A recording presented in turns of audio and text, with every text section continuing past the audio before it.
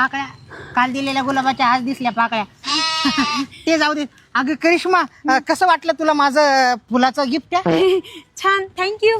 Most welcome. अगं ऐक ना, बघ ना किती छान असं निसर्गरम्य वातावरण झालंय. या फुलांसारखीच तू गुलाबी दिसते, तुझा तो गुलाबी ड्रेस, हे हिरवे हिरवे झाडं, हे निसर्गरम्य वातावरण किती छान वाटतंय ना. तुला माहितीये अजय, ह्या पावसाच्या सरी ना आपल्या आईच्या प्रेमपरी असतात आणि ह्या पावसाचा प्रत्येक थेंब आहे ना आपल्या आईच्या प्रेमाबद्दल सांगून जातो. प्लीज तू पण एकदा डोळे बंद करून ह्या प्रेमाचा अनुभव घे ना. हो नक्कीच. आता तू एवढं प्रेमाने म्हणते तर प्रेमाने आनंद घ्यायलाच हवा ना.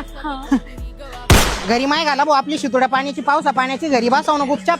पुढे इकडे तिकडे वंडगू राहिला तू. अरे तुझ्या जीवाला लाज वाटते का जर शिकतरी? हा खुशाल चड्ड्या वल्ल्या करीत हिंडवतो तू. अरे 4 रोज झाले चड्ड्या वाळा ना. तुझ्या बापाला विचार कसा कुल्ल्याला चाटका द्याला ना. तीनदा चड्ड्या वल्ली करून आणत होता तू. फक्त चड्डी वल्ली करून आण, नाही तर कुल्ल्याला चाटका द्याला मी उलटली गरम करून तर काय राहिलं तू मग गाठे मग जायला मिळाला बाई.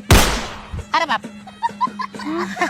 काही आमच्या आईचं प्रेम काय कराव. आई माझी माईचा सागर, दिला तिने जीवन आकार. लय मोक्कार आहे आमच्या आईचं प्रेम. कसं सांगाव, शब्दात व्यक्त केलं जात नाही का. आईवर निबंध दिले लावायचं ना तर मी असे वही भरवायचो का.